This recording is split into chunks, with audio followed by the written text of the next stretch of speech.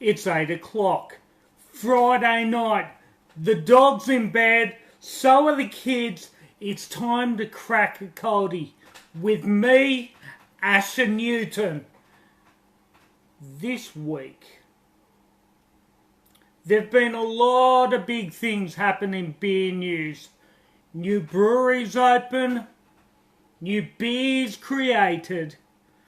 Or a lot of things. Hey Marky, let's start with a brand new brewery opening over in Western Australia. Now,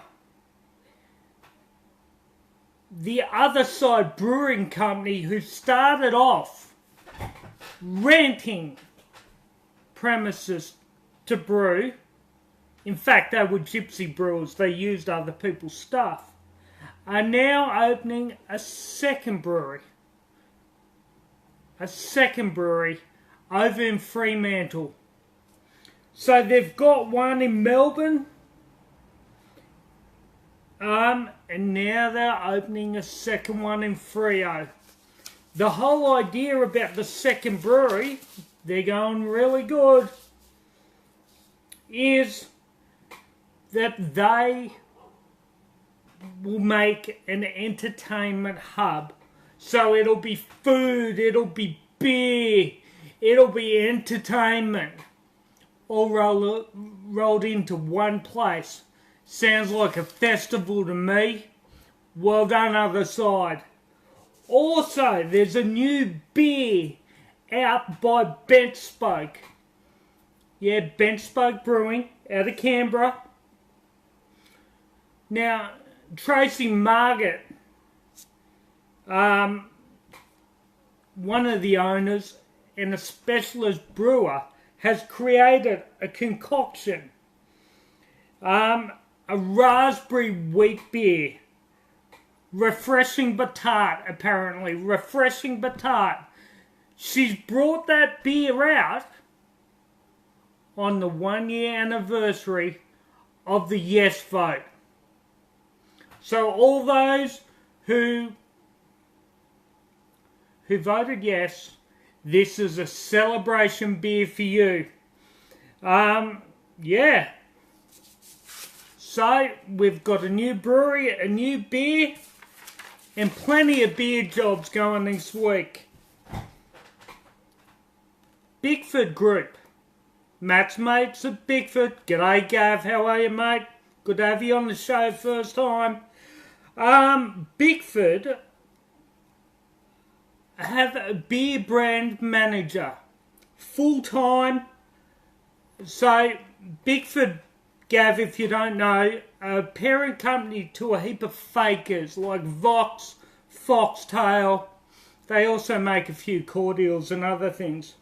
Stone and Wood, our mates here in Byron Bay and Murwillumbah, are looking for a communications officer. Yeah, communications officer, full time. Yeah, and there are heaps of other jobs out there, but the job that caught my attention this week, that came across the Brew Review desk, is this. Sydney Brewing Company have made a position of a chief clock-off officer. Sounds technical to me, but really what they do is they persuade people to finish work early, clock off early, and come for a drink at the brewery. Sounds like a good position. A chief clock-off officer.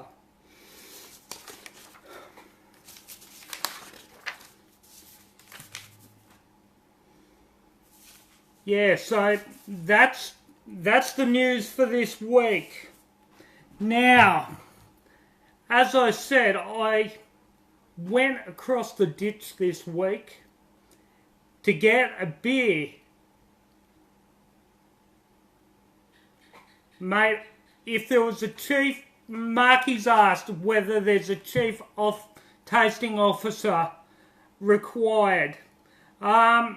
Mate, I don't know. I've been looking for that job myself because I want to hop on that one.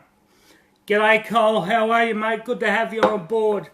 So this week, we're previewing a beer that I love and have drunk for a bit. It's called Moa Chocolate Stout. That's Moa Chocolate Stout. Now,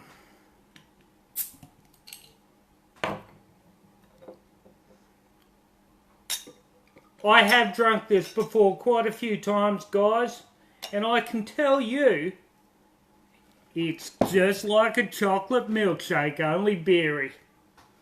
It's like drinking chocolate. The smell is of rich, dark chocolate on the taste. Oh, mate, it's just like drinking Cadbury's chocolate. G'day Dillo, mate. You got to get off that tooies and get on the good stuff. And on the swallow, you get dark fruits, you get bitter chocolate notes, and you get a beautiful sweetness. This is a beautifully balanced beer. I better try it again. That is unreal. I give that a 4.25 out of 5 brews. Now last week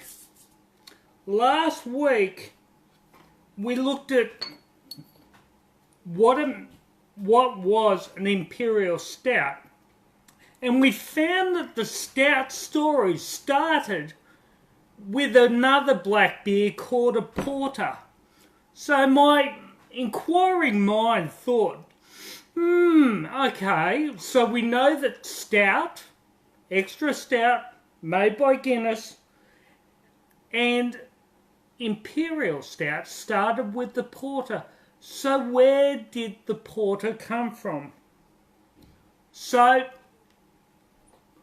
of course, my brew review minions went out and researched this on my behalf this week.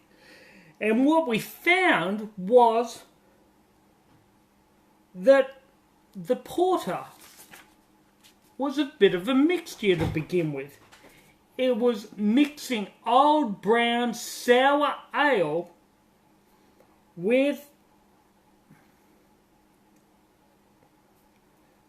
I've lost where I'm reading, guys, with a milder beer to make something more palatable.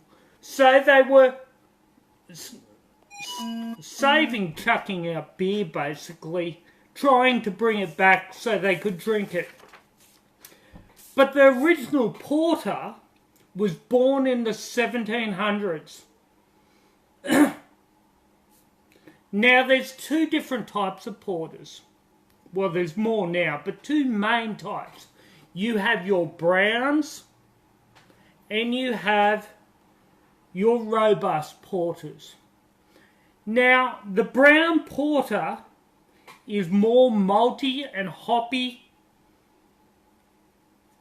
and bittersweet chocolate and toffee, where the robust porter suggests a bit more of an intense roasty taste. And you also have your coffee taste in there. So there's the porter, guys. Like every week, I drink usually at home. I tell you not to drink and drive. Because if you drink and drive, you're a bloody idiot. Let me say that again. If you drink and drive, you're a bloody idiot. Drink at home and crash in bed. That's drink at home and always crash in bed. This has been another brew review. I'm Asher Newton.